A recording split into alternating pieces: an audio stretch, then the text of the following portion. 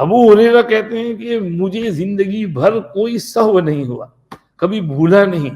حضور کی دعا ایسی لگی کہ ان کی بڑی عمر ہوئی، سن 59 ہجری میں ان کا انتقال ہے. میرے خیال میں اس وقت ان کی عمر 85 ہوگی، لیکن وہاں تک وہ کہتے ہیں میں ایک حدیث بھی آپ صلی اللہ علیہ وسلم کی بھولا نہیں.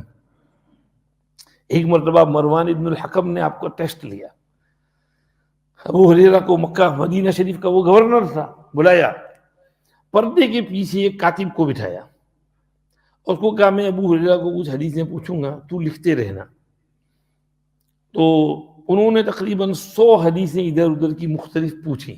ابو ہریرہ رضی اللہ عنہ بیان کرتے گئے، پردے کے پیچھے کاتب سب لکھتا گیا. 1 سال گزر گیا.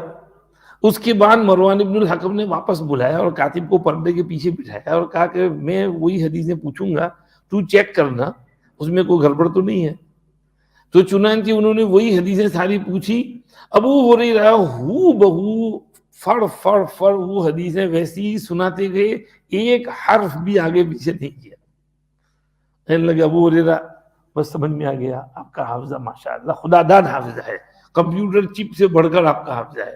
کمپیوٹر فیل ہو سکتا ہے، آپ کا دماغ فیل نہیں ہوتا. کیسے؟ کیوں بھائی کیا بات ہے؟ تو پردہ ہٹایا، کاتب کو ادھر آؤ، یہ دیکھو میں نے اس طرح آپ کی ٹیسٹنگ کی تھی. ابو ہریرہ کو تو پتہ نہیں تھا کہ یہ ٹیسٹنگ ہو رہی.